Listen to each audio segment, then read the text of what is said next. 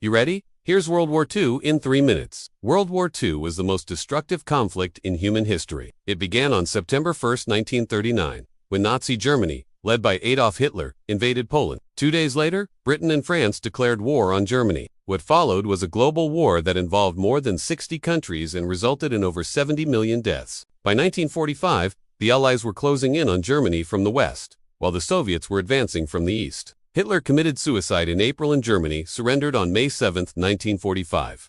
But the war wasn't over yet.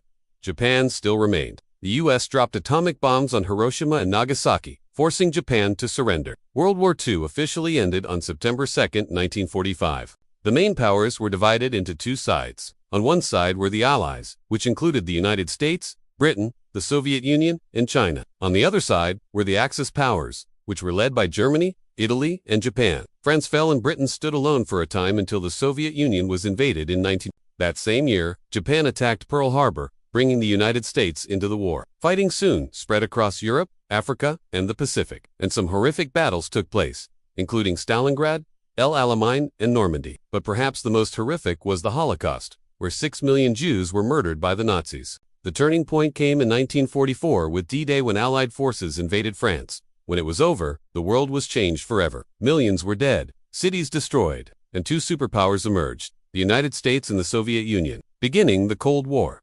World War II is a reminder of the cost of hatred and the value of peace. Please like, comment, and subscribe for more history in 3 minutes.